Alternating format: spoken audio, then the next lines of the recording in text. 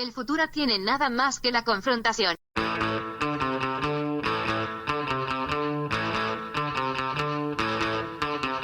Hey, welcome to You Don't Even Like This Show. I'm your host, Adam Todd Brown. I used to host a podcast called Unpopular Opinion, and that podcast was this podcast. But then everyone else in the world decided they liked the name Unpopular Opinion a lot too, so we changed the name to You Don't Even Like This Show. Each week, me and a couple of guests selected from a pool of the absolute sharpest minds the LA entertainment scene has to offer use this here space to talk about whatever the hell we want. News, pop culture, politics, information, you name it, we talk about it. And sometimes my co-host Jeff May is here too. It's a blast. You're gonna love it.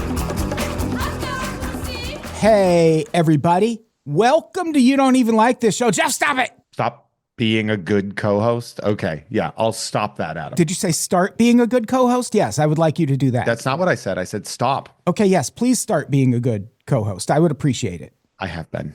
Hey, everyone, Jeff's back. Yes, I am. Hi, everyone. It's so nice to be here. Jeff's back just in time for this podcast to almost be over. Because I don't know if people recall, but the Monday show coming your way soon. There we go. More like the Fun Day show. God, I hope so. Compared to some of the shit we've been talking about on this podcast lately. Ooh, I've seen all those events. Yeah, the country is in a heavy place right now. And we've been talking about it a lot. But this week, we are not. But I think this is still going to be a pretty heavy episode. I've taken a sneak peek at some of the options we've had here. And some of these are fun. Yeah. Because here's the thing. Me and Jeff, we used to do an advice podcast. Because who else are you going to take life advice from if not me and Jeff? If not the two most successful men you know. Yeah. The two most successful, the two most together. I would say the two fundamentally happiest people you've ever met. Happiest, most successful, all of those things.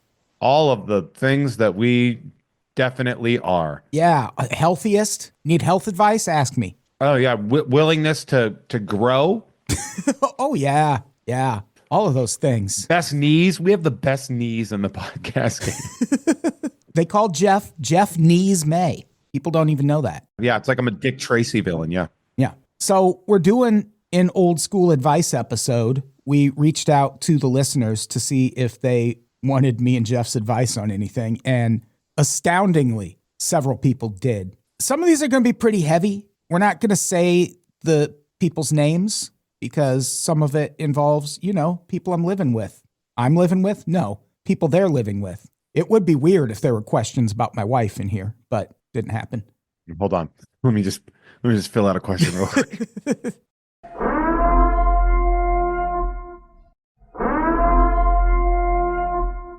All right. So that purge siren, that means something different is about to happen. So I'm going to purge your ass, Adam.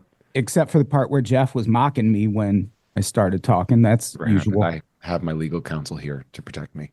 The only difference is there's a guest here to see it this time. Aldo Martinez Gomez. How's it going, man? Well, it's going, right? You saw the letter I sent you. You saw all the documents I sent you. Yeah. So for people who are unaware, Aldo is a U.S. citizen born in San Diego, right? San Diego County, National City, exactly. And you received a letter from the Department of Homeland Security saying it is time to leave the United States and you must self-deport. Yes. What the hell? Yeah. Hey, real quick. Isn't deporting isn't that for people that aren't citizens that are here? Yes. Okay. Just checking. Just to clarify. Yeah. So when did you get this letter? I got it on April 10th at 10:16. I was still working because I'm an accredited representative, right? That means I represent people in the immigration court. I advocate for their rights. I defend them in the courtroom, right? So I was working because I had a deadline. So I'm checking my emails still. And I'm like, oh, shit. I just got this letter and I opened it up and it's like, oh, you need to leave the country. And I'm like taken aback a little bit, Like I was born on this side, dude. Like, how you sending this to me? And then it's talking about that I came into the country under parole. I've never been under parole for anything, Yeah. So I showed it to my mom and it just went on from there. And now it's on the fridge. Yeah. So I have a question. Was this it was a digital letter or it was a Yes. letter that was hand delivered? Okay, so it was just an email. My first question about this, because this is also something that we live in the age of deep fakes and we live in the age of social media. Like this is legit from the government. Yes. If you look at the email address, I sent Adam all the documents. It is from cbp.dhs.gov, Okay. Yeah. straight from a government email. And have you heard anything since as to why they sent this letter? If it was an error, anything like that? They're trying to say it's an error, but it's already been sent to other immigration attorneys as well. Yeah. Yeah, that's been happening a lot. I know that happened in Massachusetts as well. And the thing that in the interview I saw with her, she's like, it seems like they're casting a very wide net and they're not necessarily concerned with who gets caught in it. Yes, and that's my worry because well, you guys can see me on the screen. I'm very dark skinned. I fit the profile, right? That's not true. He's a blonde-haired, blue-eyed Aryan god, folks.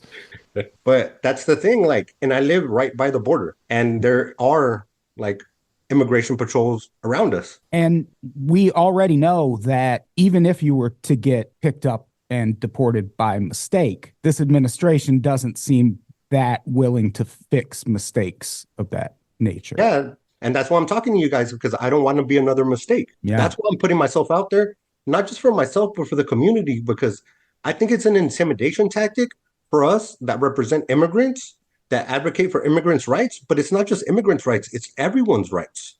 We all deserve due process. As soon as you touch foot, there's actually a law called Rodriguez Vega that says as soon as you touch ground, at least in the Ninth Circuit, which encompasses about 4 states, I think it's California, Oregon, Washington, Arizona. As soon as you touch foot, you are protected by the Constitution. You feel me?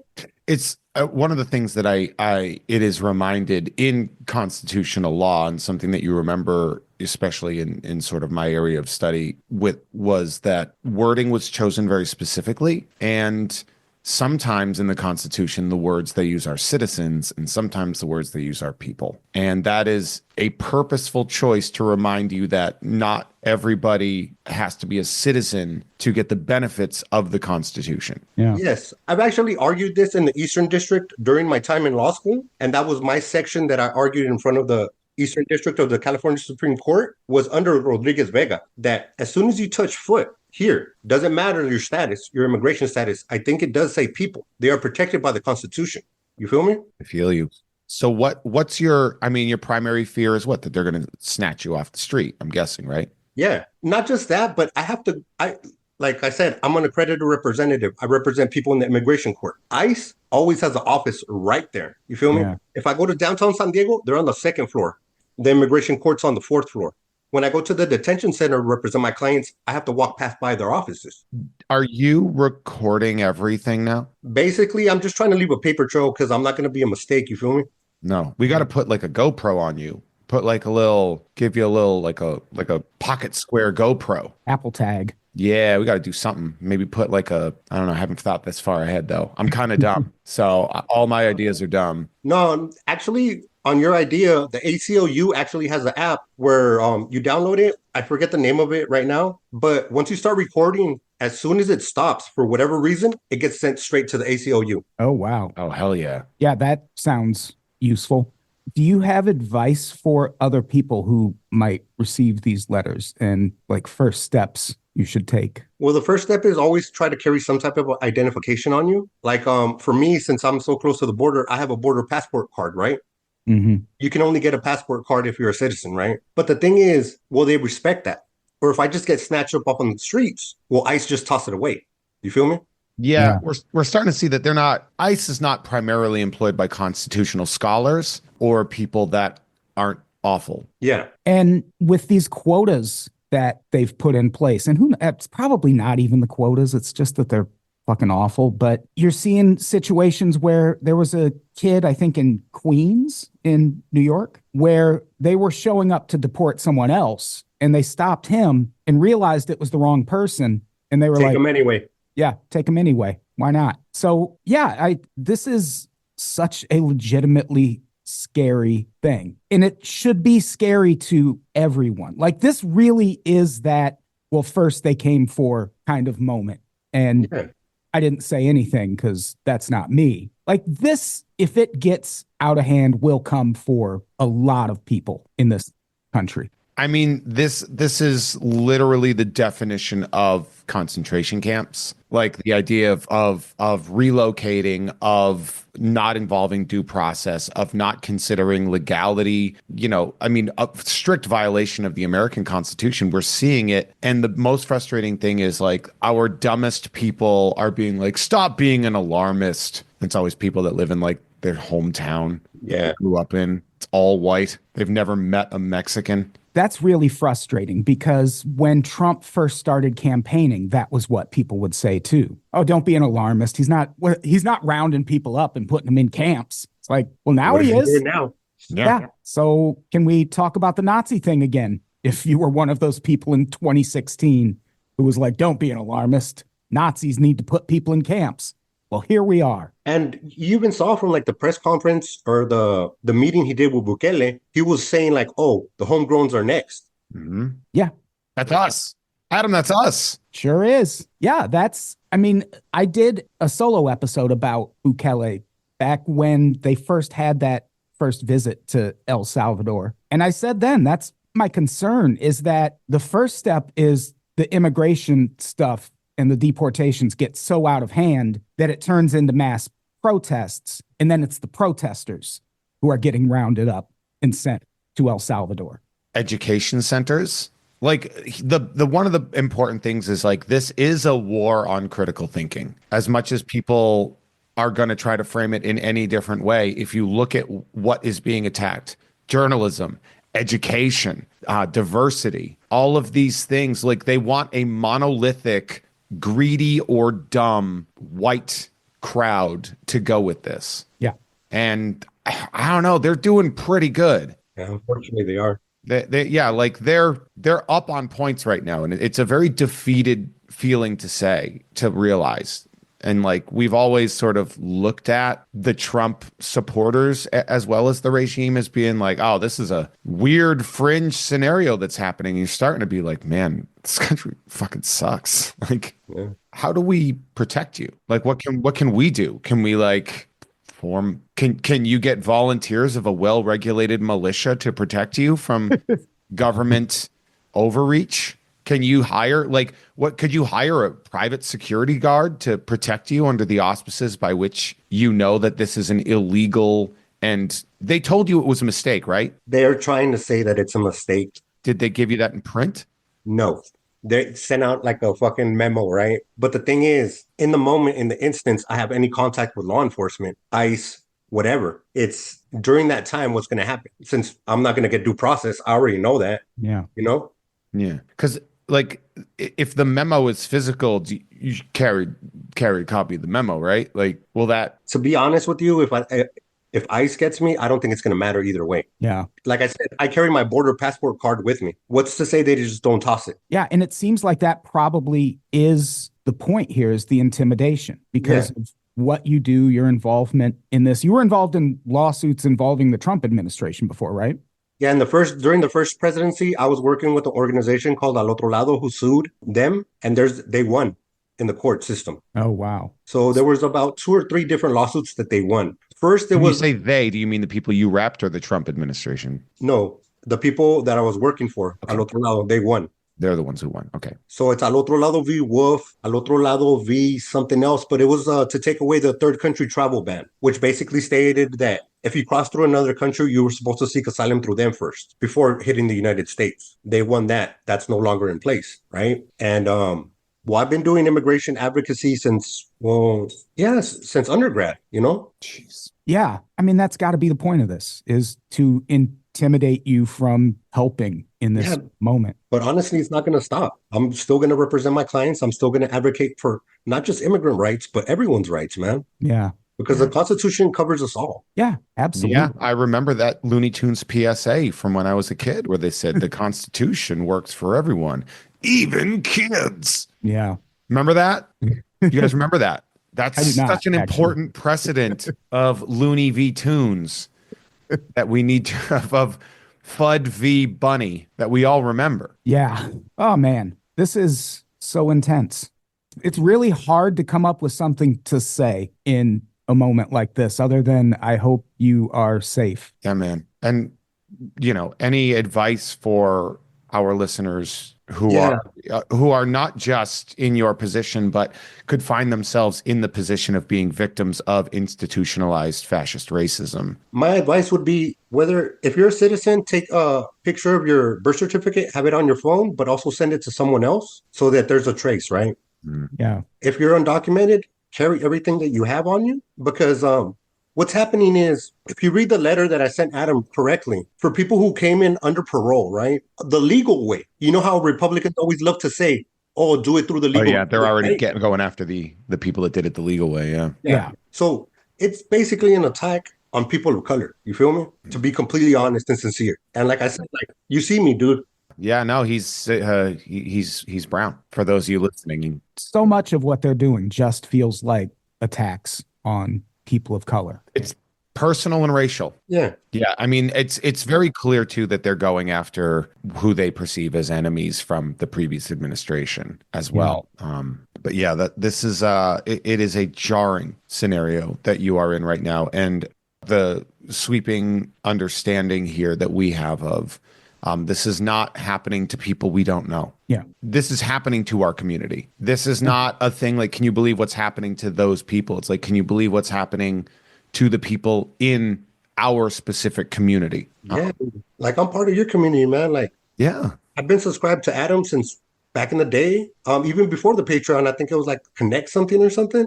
And I've been subscribed to Jeff for a while too. Hell yeah, man. That's so important. We can't lose you.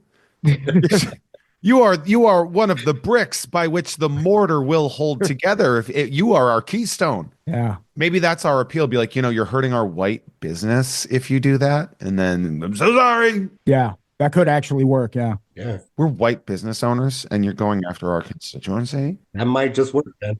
So, Aldo, thank you so much for joining us and talking about your situation. If it's okay, Danger Van Gorder wants to post the letter you got on his Instagram. That's completely fine with me, dude. Like, that's why I'm speaking up, because this is an intimidation tactic, but I've been doing this work for years, man. I started off translating at asylum interviews in undergrad. I went to law school. I was part of the immigration law clinic. I've won cases there. And after that, I just continued, I'm just waiting to pass my bar. You've been fighting the good fight, dude. Yeah. And we appreciate it. Yeah, we do. All right. Now, time for advice. Scott Henderson from Indiana is saying, should I have eggs or hash browns for breakfast? Aldo, go. No. Hash browns. Straight through. I'm a hash browns guy. Love them. All right. So, yeah, I think that covers it. We will keep people. I hope you keep in touch, and we will keep in touch with you, and hopefully things go all right. I'll let you guys know if anything happens, man. And if we can take a moment to say thank you for all of the work that you are doing and have done for what's good in the world. The world is currently really doing well with evil. The fact that you step up and do the right thing and are being threatened with paying the price for doing the right thing actually does show just that you are just. Yeah. In an unjust world, you're a just man. And that means so much to us, because I know that in the world of law, you're in one of the least profitable divisions of it, but you're doing this because it's something you believe in, something that you believe is right. I am with you on this 100%. So I also want to say thank you so much for the small sacrifices that you've made throughout this process to find yourself in a place where you might be faced with a much larger sacrifice. And your work means a lot, and I hope you know that we appreciate that. I thank you. Thank you. Thank you.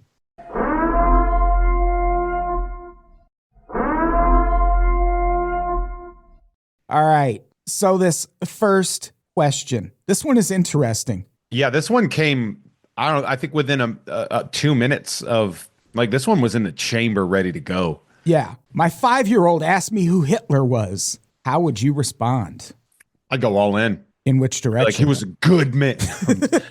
No. I mean, no, it's, I guess you kind of have to start explaining the proliferation of good and evil. Yeah.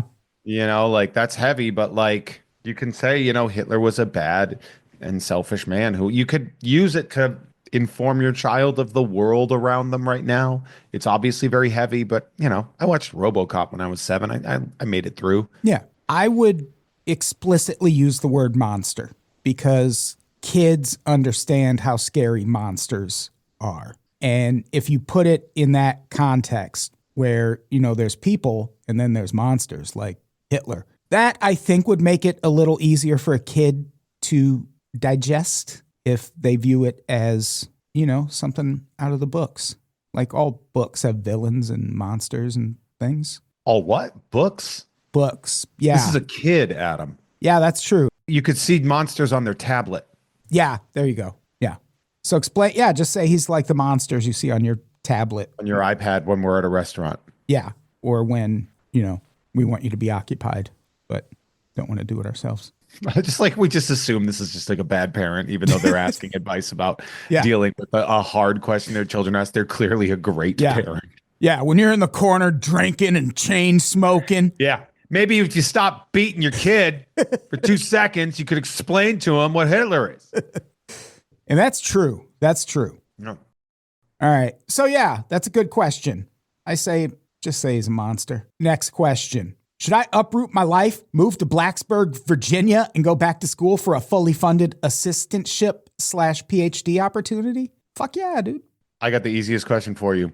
Do you want to do that? Yeah. If you want to do that, you should absolutely fucking do that. If you don't want to do that, you probably shouldn't do it. I know that seems like the easiest way to answer this question, but it's actually the most accurate way you can do it is, do you want a fully funded assistantship/PhD opportunity in Blacksburg, Virginia? Sounds cool. Yeah. I don't know if they're expecting us to be like Virginia. Ugh. I got friends in Virginia. It's great. And there's some good colleges in Virginia. Yeah. And Virginia's near good states too. That's right. Like the state of Washington, D.C. Ooh, buddy. All right. Next question. Okay. This one is heavy and long. Here we go. Hey, guys. So my 81-year-old mother-in-law lives with us after suffering a stroke. She needs constant care from us and from my 14-year-old daughter. However, that's not the problem. She's family, needs help, so that's our job. Plus, she and I get along mostly. The problem is I work from home and her recliner and TV are about 10 feet away from my workstation. Worse, she watches the same shit every day. If I have to hear either the MASH theme song or Andy Griffith's voice anymore, I'm liable to throw her TV out the front door. And not only do I wear headphones the whole day, she's unable to put them on and remove them due to the arthritis. So she can't, and her bad hearing causes her to blast her volume over my headphones. Do you two have any advice? She knows my feelings, but it doesn't seem to matter what others think when you're 81. I mean, headphones were going to be my answer, but in lieu of that, I guess I'll go to option number 2. Can you move your workstation? Yeah. Can you kill your mother-in-law? How big is your place? Can you just relocate your workstation? If not, this sounds like an unfixable problem. Yeah, you should watch. Well, Adam, this is an 81-year-old stroke victim. The problem's not unfixable. It's how can you fix it within the confines of the law? Well, I mean, any problem can be described that way. You could have a little throw mama from the train moment here. Yeah, but you could do that with a teen, a young adult, an adult. I mean, adult, they can fight back, though. Give her a DDT. Stone cold stunner. Like, teach her who's in charge. But for real, I would say if you can move the workstation, do that. I don't know what your financial sitch is, and I don't know what workspace availability is like in your city, but you can also, they have like co-working places. Like WeWork was the big one, and I think that's still a thing, but they also were like a borderline. There are documentaries about cult. that. Yeah. But there's places like that still out there where you can just rent a desk, basically. Like I used to use one in Burbank where I rented just a workstation, and it was like $350, $400 a month, something like that. You should absolutely rent a workstation, but it's at a salon. Yeah. So you have like the chair. Yeah, like, rent a salon chair at a salon, but just sit in the chair with your laptop. Like, just be like, look, this is the most comfortable chair. Yeah. That I could get. So yeah, I say move your workstation or rent a workstation somewhere out. I mean, rent one outside your home just to get out of that situation. Yeah. I know it's financially a bit of a burden, especially when you're now caring for an octogenarian as well. But like, also you should just blow out the cable. Just like only like switch the input so that it's just like the digital satellite or the digital antenna and it's just like Vietnamese channels. And you'll be like, I don't know, cable's just off, I guess. Also, she can't put headphones on and take them off. What about those glasses? They have sunglasses, but you can get them with just clear lenses also. And they have the little earbuds. Well, not even earbuds. It's bone conduction, right? Bone. Yeah, it is. But time for mama to have some bone conduction. You don't put anything in your ears or over your ears. You just put glasses on, and then the sound like gets fucking pumped into your head, basically. So maybe that would be an option for a version of headphones that she could use. Or yeah, just tell her to like watch TV outside. The fuck? Yeah, throw her out. Get out. Throw her out like Flintstones throw out that cat at the end. Yeah, exactly like that. Toss her out the window, man. All right. Well, I think we solved that problem. Yep. We are killing it, Adam. Yeah, we are fucking... We're burning through this. Changing lives today. Next question. How do you build self-confidence when life seems to be one disastrous shit show after another, and the common denominator is you? I actually have I have a multi-part answer to this. Okay. The one thing to remember, and this is something I learned at my first kind of adult job when I was, where one of my bosses said, basically one oh shit erases 1,000 attaboys, basically meaning that you focus entirely on the negative, no matter how many positive things you do. And then the follow-up to that is, because of that, you're saying the common denominator is you, but you are also denying or forgetting the fact the common denominator and all the positive things in your life is also you. Yeah. The self-confidence, we only focus really on our failures. It's natural for us to do that as opposed to like really bumping our successes, especially our generation and older, right? Like the humility aspect of it that was that drilled into you as a kid? What? The like being humble kind of a thing, like don't be a show off or anything like that? No, I'm going to be honest. My parents weren't life lesson types. Oh, okay. Like the most I learned from my dad as far as life goes is CCR was a pretty rockin' band. If that's all the advice you got from your dad, that's fucking still really good. It's great advice. It was not wrong. I rejected it at first, but as an adult, I was like, yeah, dad was right. God damn it. Like the citizens rejecting Jesus's message. Yeah. You eventually came around. I remember CCR, Willie Nelson, and my dad had the Star Wars soundtrack on an orange cassette. Like he recorded it from someone else and would listen to that shit constantly. That's really cool. Yeah. Dude, yeah, I know life seems to be one disastrous shit show after another. I'm with you on that. Yeah. You notice that like we talk a lot about the things that suck, like that's just a thing we talk about. We do it on the show a lot, talking about like physical maladies or like failures and things like that. How many times have you heard me be like, I almost had a show on the Sci-Fi Network? The failures always stick with you more than the successes. Yeah, absolutely.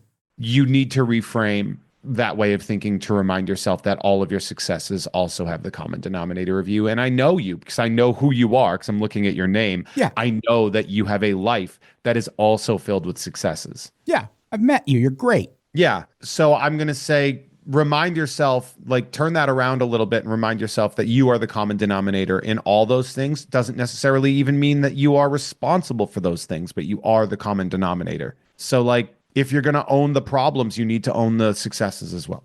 Yeah. And you're fucking great. And I know you are really hard on yourself and I understand that. But again, I know who you are and you're so much better than you're giving yourself credit for.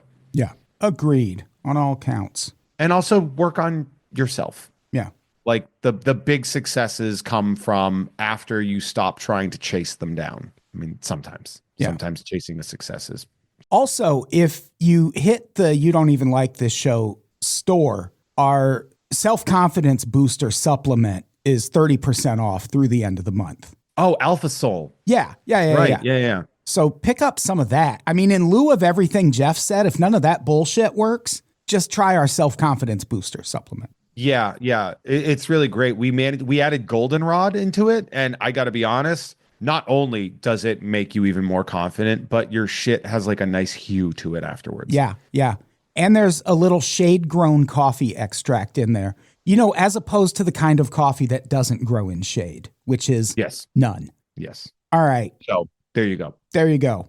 You win. Next question. What advice do you have for federal workers who are just trying to get by, specifically civil servants that are not involved in immigration or law enforcement? I speak from the privilege of not having that job, because I'd be like, you should fucking, never mind. I don't want to say I don't know what the job is with the civil servant, but like, just keep doing your job as much as you can to help as many people as you can without doing harm. Yeah. And I would also say if you still have your civil servant job by now, that's probably a good sign. If Elon and his group of psychopath teens haven't come knocking at your door to shut your operation down. So like we're going to shut you down. we're going to, it's kind of like one of those things where we're going to show up and we're going to say that you're inefficient. God, I fucking hate that guy.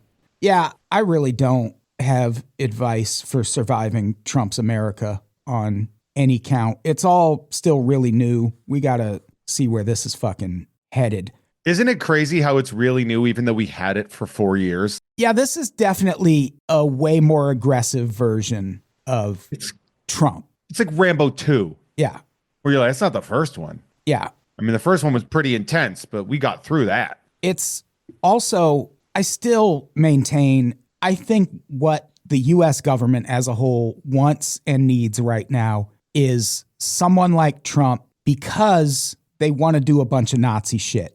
And at the end of it, they want to be like, can you believe that one crazy guy took us way off the rails for a while? But I mean, both sides kind of have the same aims. We talked about on a Conspiracy the Show episode about a week ago, as this goes up, I think, the whole thing where Trump wanted to wants to expand Guantanamo and use it to hold more immigrants. Joe Biden is the one who awarded the contract to expand Guantanamo to hold more migrants. He did that a couple weeks after he dropped out of the election. So we were all very distracted with who was going to replace him. And meanwhile, he was getting the ball rolling on Trump's plans to expand Guantanamo.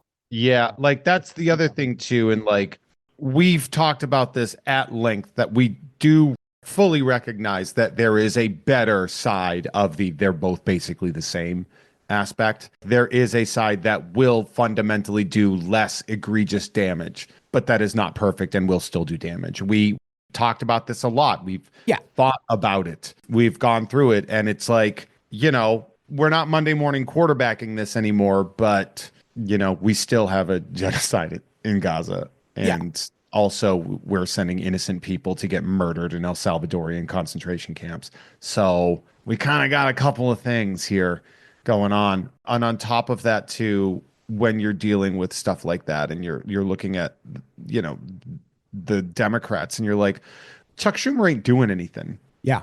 Like the Democratic people, the establishment, they will not do anything. No. And that's because I think both sides have the same aims. It's wrestling. It's fucking kayfabe. It's also important to note that a lot of people do not like the idea of incremental change. Yeah. You will never get sweeping change the way you want it at the speed with which you want it. It's literally that humanity is not, and when I say humanity, I mean Americans most in general.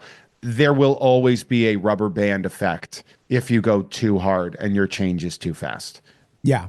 We're watching what that rubber band effect is right now. Yeah. I think that's the scariest part about it, because it's going so fast that it's going to be a conflict, and it's going to be a huge, probably unprecedented conflict in this country. Like, people aren't just going to go for this shit forever. And I am interested to see how the Trump-led United States responds to that. But in terms of government workers, just fucking keep your head down and do your job, I guess. Like, what else can you do? Yeah, man. Hey, that leads in pretty keenly to the next question, actually. Yeah. Next question. What do you guys recommend individuals do about this government? It's getting worse each day, and it doesn't look like anyone's coming to save us, particularly those of us who happen to be brown. Is a protest going to get it done? I think organizing does very much call attention to the people that are in charge about what the population wants, because the people in charge are spineless for the most part, and they are populists. Yeah. So like, I know protests, everyone's like, oh, that's not going to do it. Like, oh, wow, you got, nice hat. But like, yeah, organizing does work. Do not, under any circumstances, be complicit. Yeah.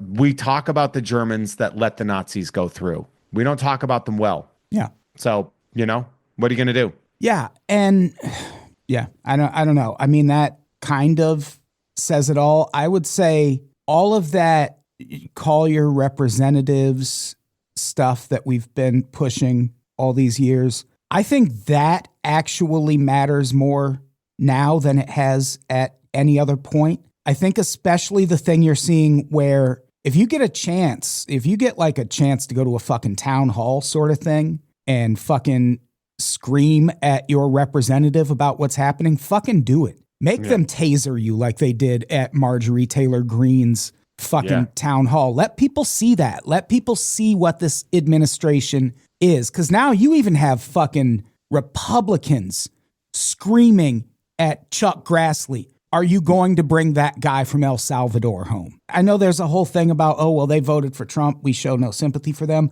Sure.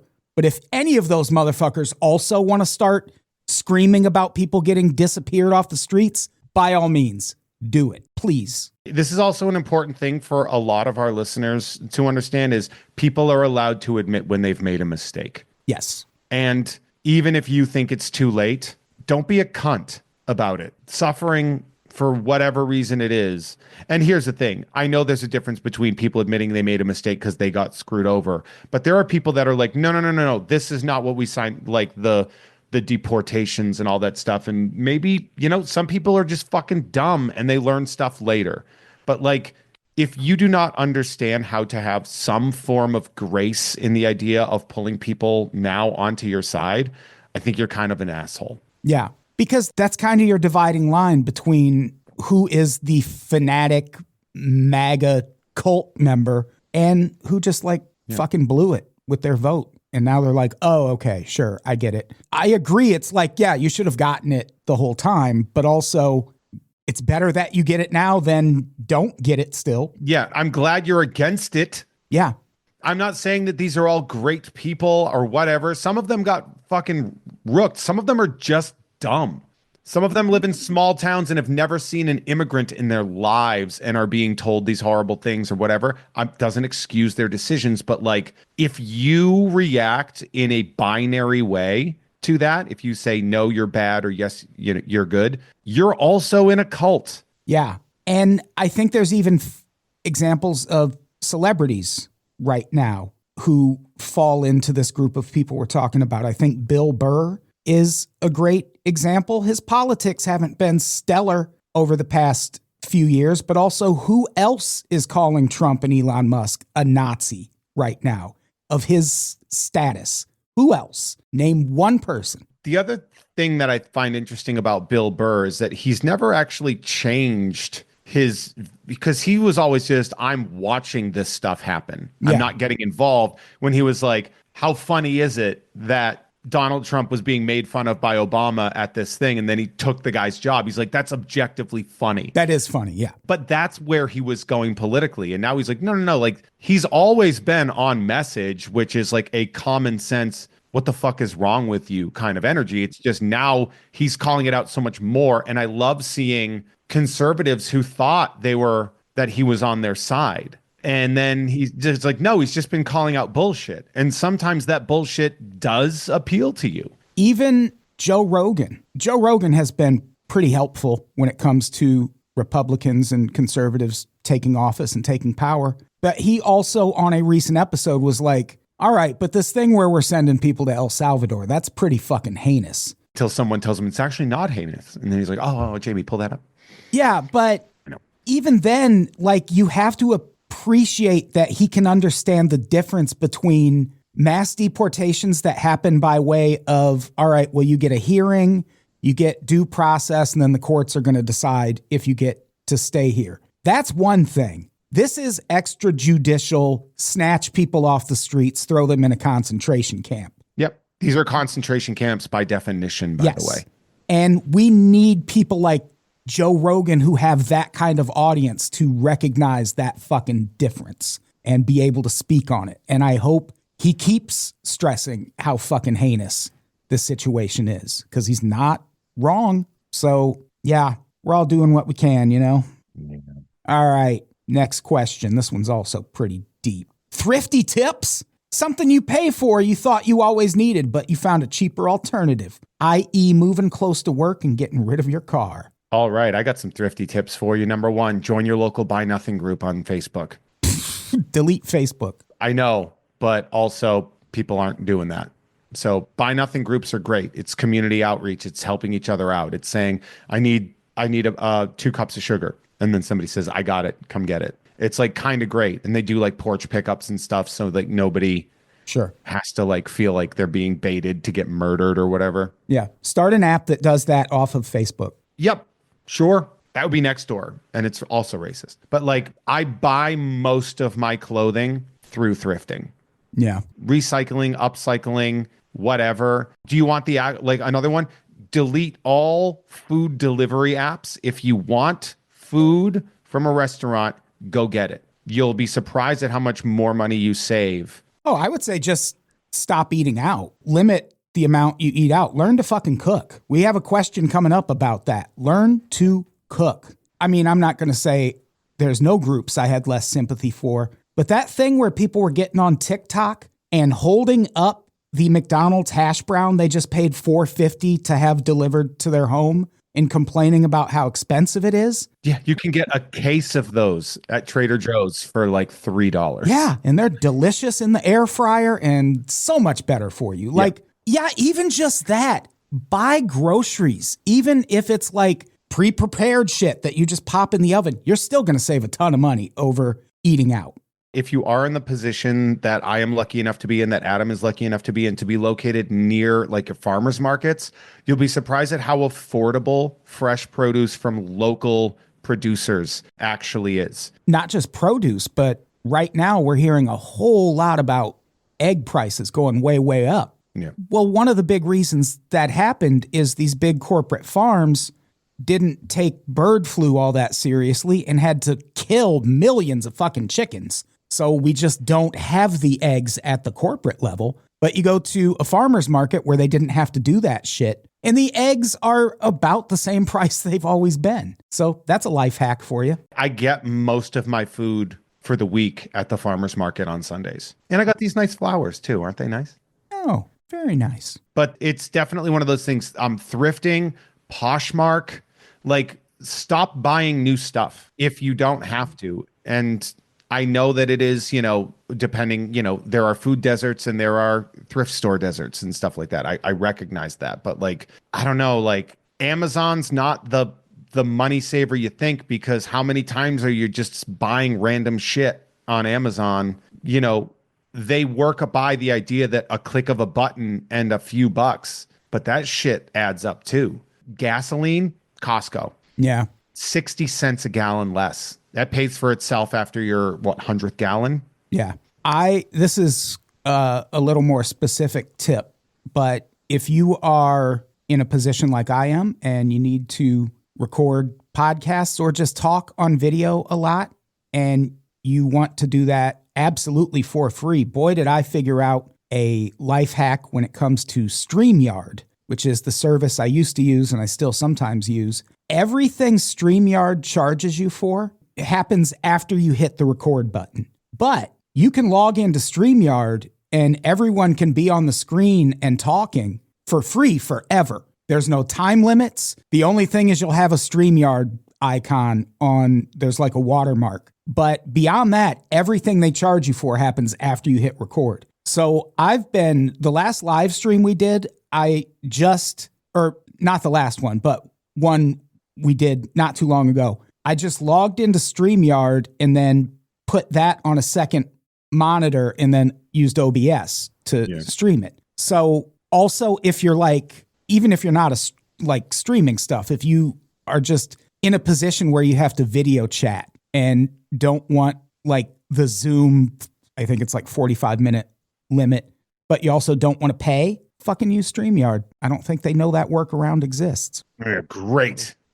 Now we're stuck. I will add, and this is like a weird thing, but like it might not seem so at first, but your community, by having an economy that is based more in your community than globally or nationally, is surprisingly better for you in all aspects. Yeah. Buying from mom and pops and doing, because here's the thing, like Walmart's never gonna help you out when things are hard. Yeah. You know, like they're not like the reason they take exchanges with, you know, you can exchange anything for receipt is because everything is disposable garbage to them. So like the more you're investing in spending money in your community for the same amount, the better. Like, yeah, go to a thrift store and find a new shirt that you like or something like that. Like, not only did you pay much less for probably a better quality shirt than what you can get now with fast fashion being what it is, but on top of that too, you're reinvesting in your community and you're becoming a regular. Yeah. And that has economic benefits that you might not even be aware of. Yeah. All right. Next question. I'm en route to becoming a stepdad, parentheses, moving in with my girlfriend, her kids, as opposed to being just mom's boyfriend, end parentheses. She has a cordial co-parenting setup with her ex who is aware this is happening. Any advice you'd have for that? Yep, I very much do, which is fucking, I'm so happy that you're this lucky to have this scenario happening. Yeah, this sounds like best case scenario, honestly. Literally, and by the way, I've been loving watching this. This is another person that I know personally, right? Uh-huh. I've been loving watching this scenario happening. I don't love that I haven't seen a lot of you, but I'm very stoked for you here. Now, exes, baby daddies, however we want to address that, are going to exist in adult relationships. Normal, common. This seems like a fucking dope scenario. Cordial co-parenting setup with an ex where you guys can all rely on each other and be cool and move forward for the benefit of the children. That fucking rules, dude. Holy shit. Yeah. Congratulations. You hit the second husband's lottery. Yeah. Sometimes it's the marriage that is the problem, but the people understand that when they can end that marriage, it can actually be a better scenario. Yeah. Man, that's awesome. Congratulations, man. That's like such a great scenario to be placed in. Yeah, that's awesome. You know, treat the guy nice. You know, that relationship's over for a reason. Or kick his ass immediately. Just fucking dog walk him, you know? Right in front of the kids. Yeah, in front of the kids. What you don't want is the relationship that my mother and father had after the divorce, which got very ugly. Yeah. We, the children, suffered dramatically because of that. Like, I'm still dealing with shit from that. You don't want that. No, you don't want to have, you want your kid to end up like me? All right. Next situation. My mom is suggesting that she move in with me due to her finances being tight in retirement. While I get along fine with mom, I feel this is a huge imposition. I work from home and am trying to pursue a romantic relationship. I cannot imagine a quicker way to make me resent my mother than to have her in my space 24/7 while also complicating my dating life. Am I out of line suggesting she return to the workforce rather than depend on me? I mean, I don't think you're out of line. Oh, man, this is... I mean, it sounds like she's capable of returning to the workforce, I'm assuming. Like, I don't know, just talk it out with her. But yeah, it's also like her generation is what made this scenario happen. Yeah. You should be like, hey, look, man, I'm trying to exist. Like that is one of the things that's really hard with this current world that we're in, and that, you know, millennials and Gen Z and all them are now dealing with the fallout of like not having the opportunity to grow and move their lives the way previous generations have, right? Yeah. So like, mom, you got this opportunity. I also don't know the backstory of your mom. Your mom might have had you when she was 15. I don't know. I need more details for sure. I don't know do you live in an apartment or a house? Like, if it's a house, there might be better ways to go about it. You know, in-law apartments, things like that. Like, I don't know the scenario. If it's like a one-bedroom, mom, no. How old is she? Is she 65 or is she 95? Because 65 is the new 45. She can get back out there and get on her grind. Yeah. It'd be so funny if the next piece of advice is like, I sacrificed everything for my son. Yeah. And that's the thing too, is it's so hard not to get guilt tripped by a parent to do something and to like, I don't know if your mom is that kind of mom, but like you might want to just explain the way life is to her and just be like, this is the scenario. And why am I now subsidizing your existence and sacrificing my future for you? Yeah. Because that's really what she's asking you to do, is to sacrifice your future in no uncertain terms. Honestly, throw her out a window. Why not? Every old mom request that I hear from the rest of the episodes is just throw her out the window. Yeah, just move and don't tell her. Like one day she shows up at your place and it's just vacant and you're gone. It's a classic prank. Yeah, gotcha. Fucking gotcha. You've done that. Yeah. All right. Got any advice for getting cozy with someone who lives in a different city? Parentheses, Phoenix versus LA. Think it's worth it? Don't bother to pursue. Just let things play out and see where it goes and don't overthink it. Thanks. I say Phoenix to LA is not that big of a distance to overcome. You can get from LA to Phoenix on the train for cheap in a few hours. I don't know you enough to know how you're going to handle that. I'm not great at distance. Yeah. I remember I started dating somebody who lived in San Diego, and within a month I was like, I'm going insane. I can't. Interesting. It just was like, I'd be like, it's such a distance for me personally that I had a hard time with it. But that's not to say that that's who you are. You're gonna be like 6 hours. Yeah. I could do that. I could every other weekend. I can drive to Phoenix and be there. It all depends on how far along you are. Yeah.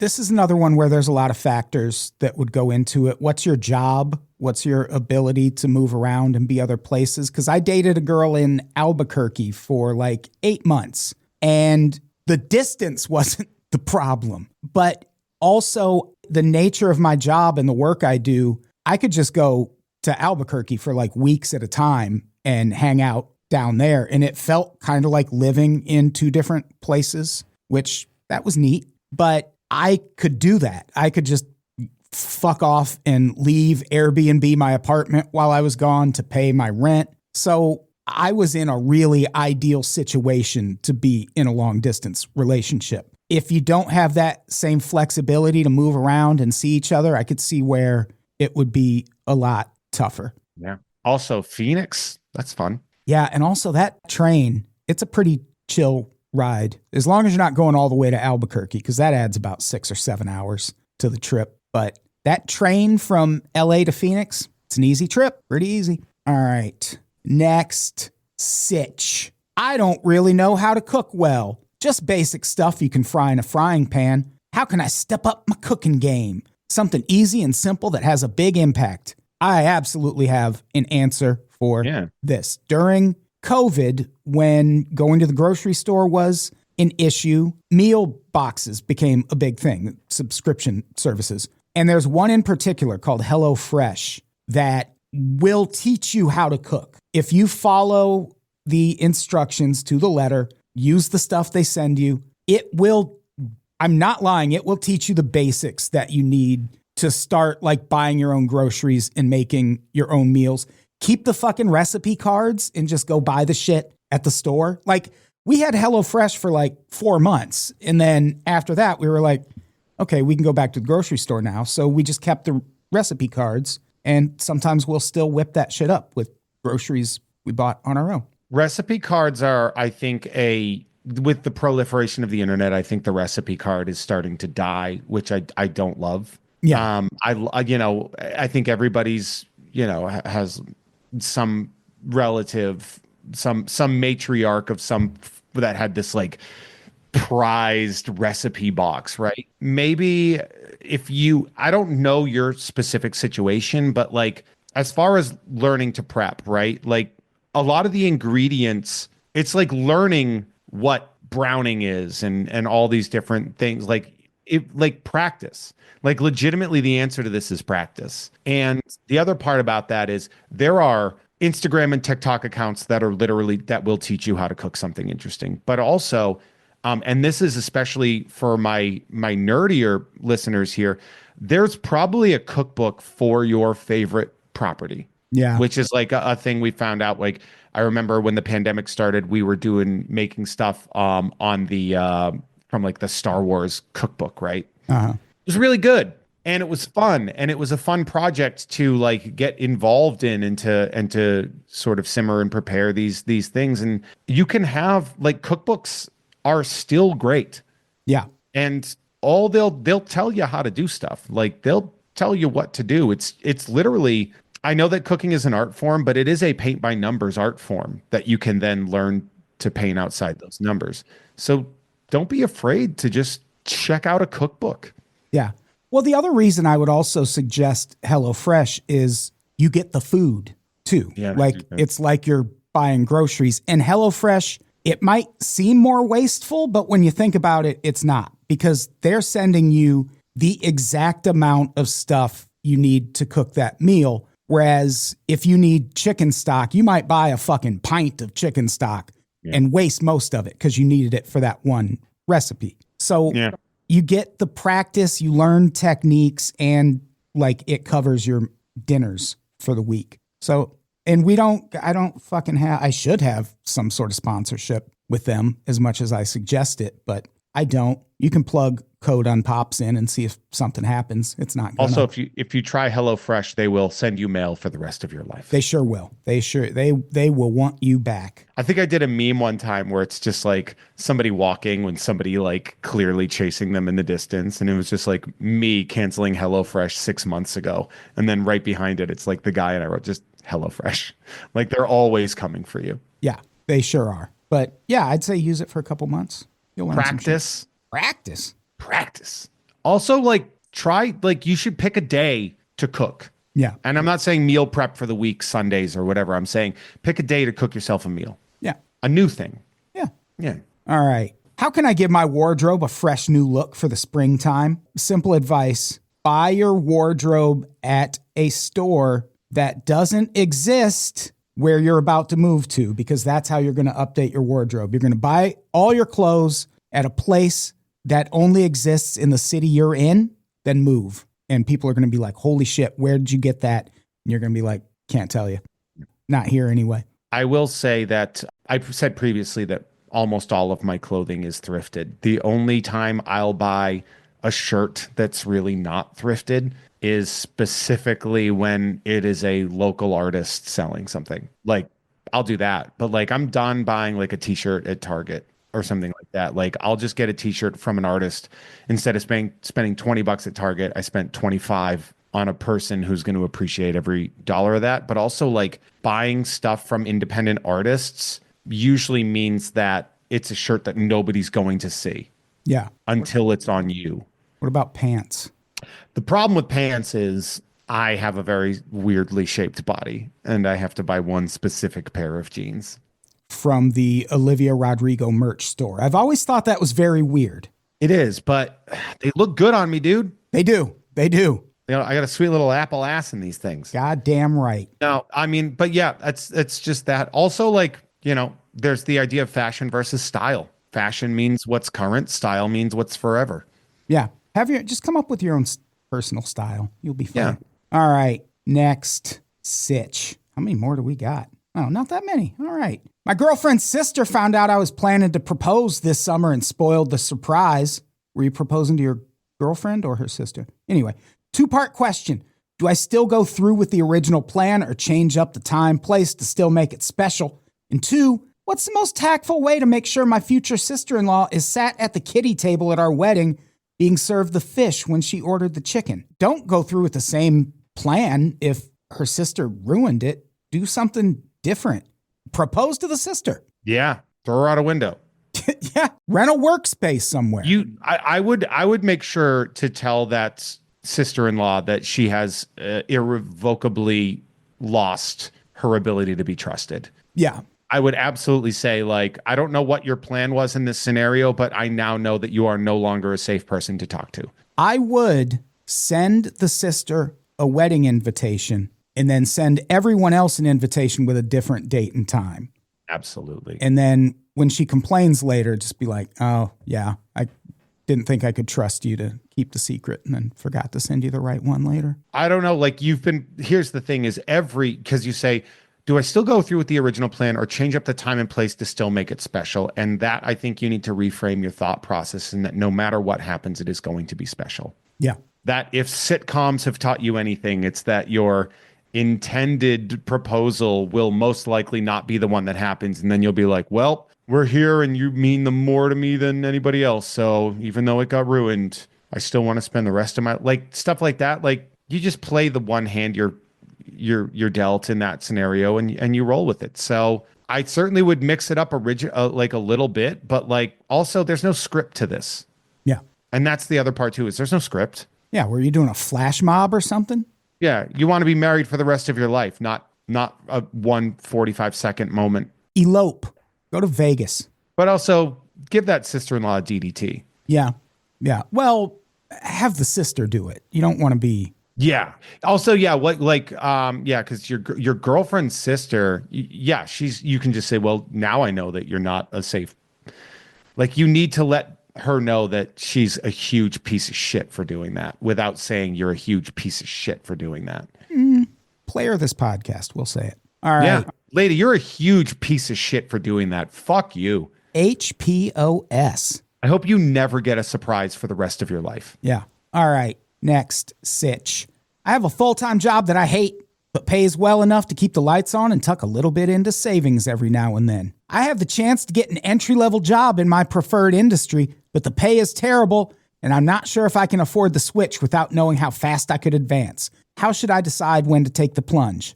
Well, I found myself in this exact situation when I quit my day job to pursue writing full-time. And what I had to do for a little bit, more in the name of having health insurance than for extra money, but the extra money was nice, I just flip-flopped and made my passion my day job and then got a bullshit part-time job also. I was lucky enough to find a part-time job that gave you full benefits, including health insurance. Jesus, that's nice. Yeah, and it was an easy job. I just answered after-hours calls for doctors' offices and was like, if it was serious, I would page the doctor, and if it wasn't, I'd be like, fucking call back in the morning, chill out. So I still had to work a little bit to make it work.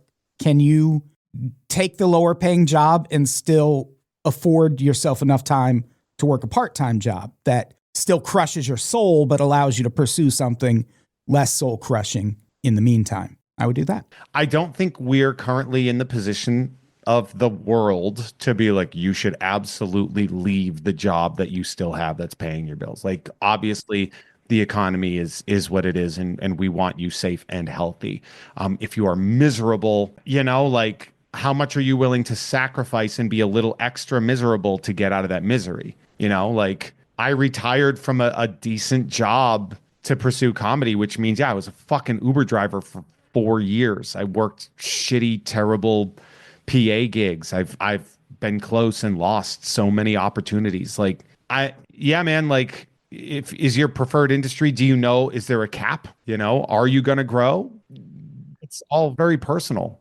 I would also need to know, the industry kind of, because I'm saying get a part-time job and work the passion job full-time. I've had 2 full-time jobs before. If nothing else, I worked full-time at Playboy and full-time at Cracked for a bunch of months. But here's the thing, I'm just really fucking great at what I do. And I could carry off 2 full-time jobs without a problem. But if you're working 2 full-time jobs that you have to like commit to them for 8 hours at a time, that is different. Like, I could do 8 hours of Cracked work in 4.5 hours. So it was different for me. It's going to, and I also, in order to get to the point where I could even quit my job to pursue writing full time, I was writing while having a full-time job that whole time. I would come home, get home at like 5, 6, and write and work until like 10 or 11 o'clock at night. So I think my answer is you might have to do both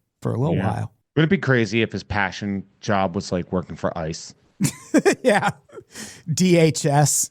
Yeah. Just, He's like, right now I'm a DJ. I'm a club DJ, and I fucking hate it. What I want to do is round up immigrants for Trump. I'm Steve Aoki, and I am miserable in my current job.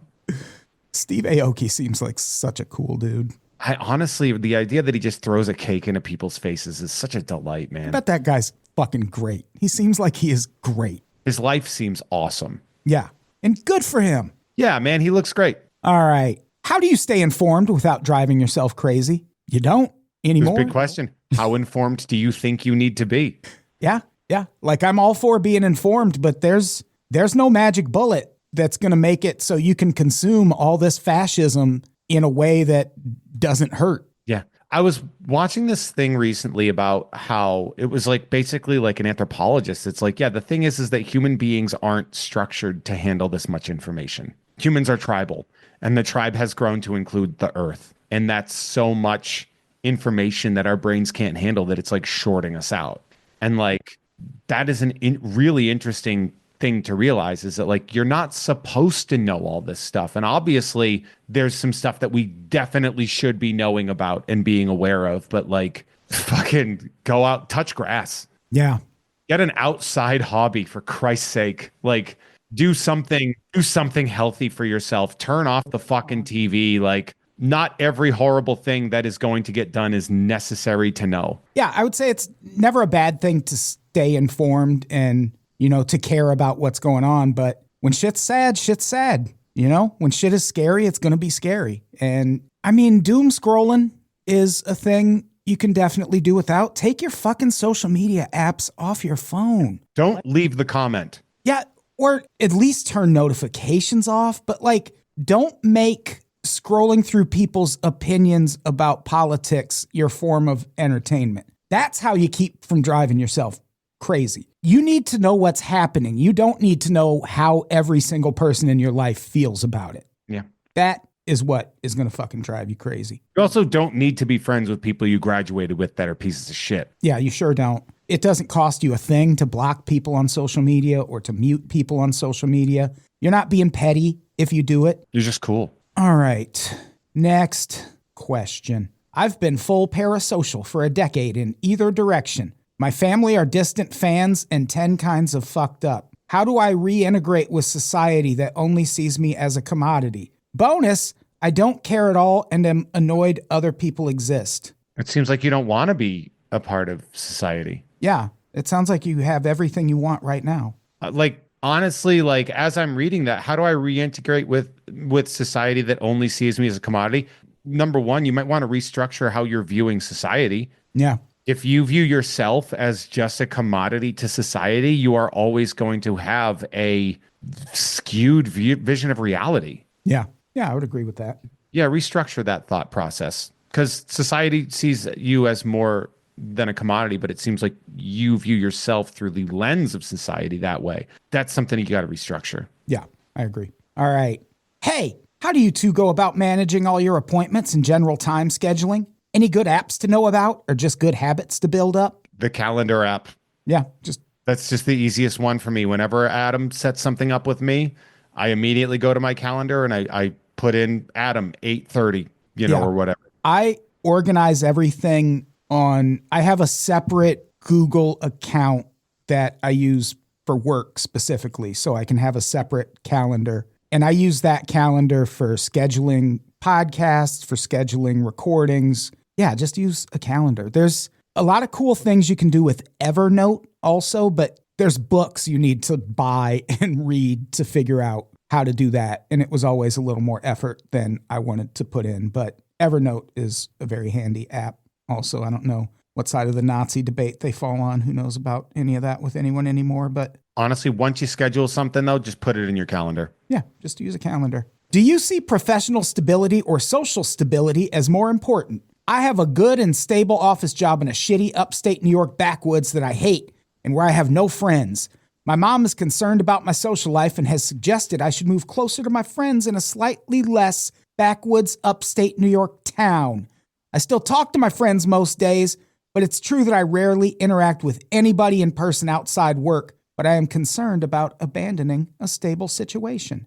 It sounds to me like you're stuck in a prison of your own making here. Upstate New York, I've lived in upstate New York, and it definitely has its backwoods pockets, but it varies for sure. Like it's not all backwoods white people.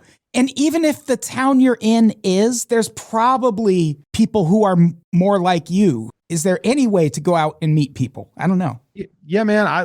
I have friends that I see at pinball that I only see at pinball, but I love seeing them. Like there are things that you can do unless you're living like, I can't even picture a place in upstate New York where you'd be like, can't have access to some form of the public. But if you have the paradigm that all of your friends are other people that you only talk to online, that's your thing. Like, go out. Yeah. Join a club. Play pinball like Jeff. Trivia. Yeah. I will concede, though, I've lived a few different parts of the United States, and upstate New York is by far the most racist place I've ever lived.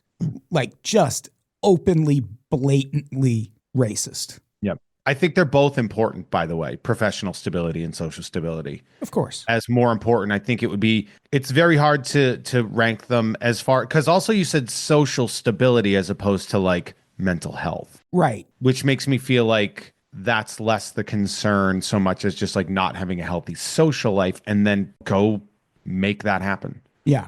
And also, even if your friends are further away, you can still keep in touch and then go see them sometimes. Yeah, we know a guy that's dating a girl in Phoenix. Yeah, fucking crazy bastard. 6 hours away. You could get to a lot of places for 6 hours. Yeah. So yeah, I don't know, like keep in touch with the friends you have that are far away and see them in person when you can. I think we all learned that from COVID. I remember I did your show with Kim Crawl, and when we did the show, the first time I saw her, she was like, "Do I look the same as you remember?" And I was like, "What the fuck are you talking about? I see you all the time." And it was that I hadn't seen her in person in years. But it's like, okay, yeah, but I see you. But that could just be a quirk with my personality, because I'm a pretty solitary person in the big scheme of things. Do you think that conversation was a quirk of your personality? Saying, do I look the same to you after you see the person on a weekly basis? You think that's your quirk that you're addressing right now? Well, no, what I'm referring to more is that I view what we're doing right now as, oh, I saw Jeff today. Just because I can't smack you in the face like I'd fucking love to do, I can't choke you out, Yeet you out the window, bro. Yeah, I can't hit Jeff in the abs with a lead pipe, which, by the way, I feel like your abs would stand up to it. You're in great shape. Thanks, man. I would still take the swing, but I can't because we're on video. But this is still the same thing. Yeah, man, this is still a thing.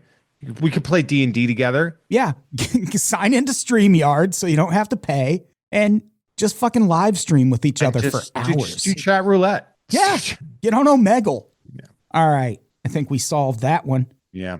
Okay, we have 3 left. Should I order pizza tonight? Depends on from where. Why not? You should make ordering pizza an event. I mean, if you have to just casually bring up, should I get pizza? No, don't do it.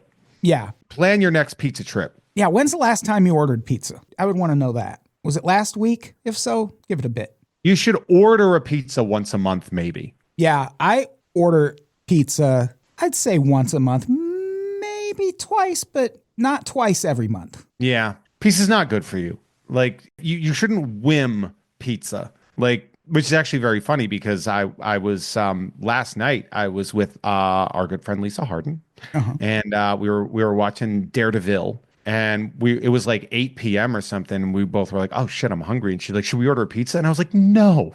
8 pizza, M. I was like, it is 8 p.m. on a Wednesday night. I'm like, no. What do you have in the house? Eggs? I'll make egg sandwiches. Like, okay, but like if you're hanging out, I don't think that was that wild of a request. I think the I'll make egg sandwiches is weirder. Yeah. Like that sounds normal because it's you and Lisa interacting. Anyone else, like if this was the Am I the Asshole segment on Reddit, they'd be like, no, egg sandwiches, that is not an appropriate hang food whatsoever.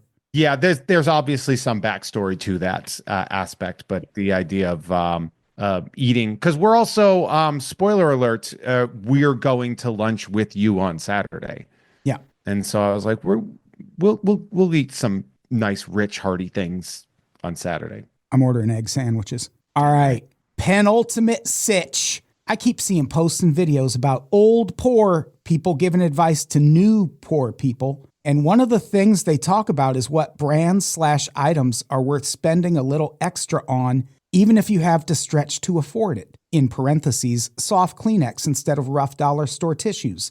Heinz ketchup instead of store brand. I have long been a proponent and advocate for the idea that if your local restaurant switches from Heinz to a lesser ketchup, they're in trouble and are probably going out of business soon. I think in terms of like grocery store products, there are 3 that you cannot go off brand. 4, sorry. A1 sauce, ketchup, Kraft singles, boxed mac and cheese. You can go Kraft or Annie's, but anything sub that, garbage food. And those are the only ones. I would say don't skimp on your choice of underwear. Sure.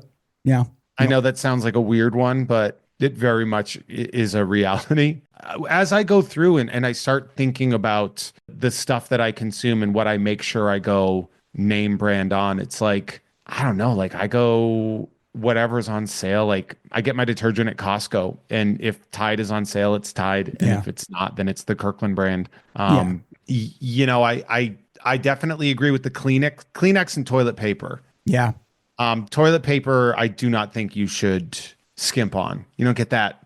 My mom's toilet paper is see-through. And I'm just like, not only do I have to use so much more of this, but like my asshole feels like it's been to war after doing that. So toilet paper is a good one.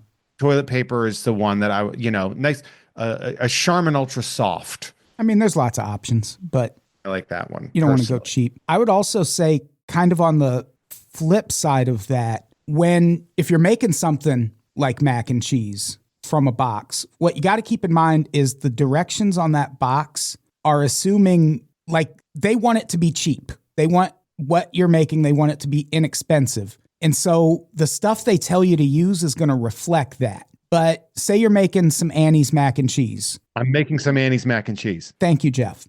What you're going to want to do when it says use a 1/4 cup of milk, use a 1/4 cup of half and half instead, or heavy whipping cream. But half and half will do the trick. That is going to like elevate your boxed mac and cheese in a very profound way. And it's only going to cost you like an extra $1 or so. Half and half is pretty cheap. Like, honestly, if there's something that you like really prize, and like a good example for that is like, I think like, and again, I don't advocate having any of this in your house, but soda. Ugh.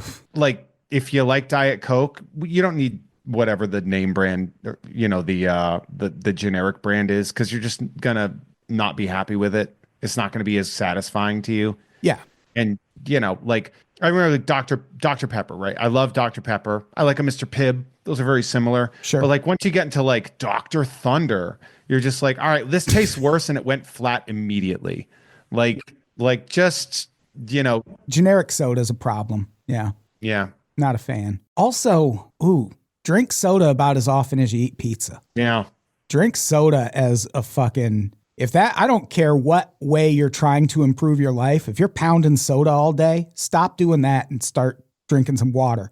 It's going to change your fucking life. It's literally one of the worst things that you can put in your body. Even diet soda. Yeah. Well, it like dissolves your bones.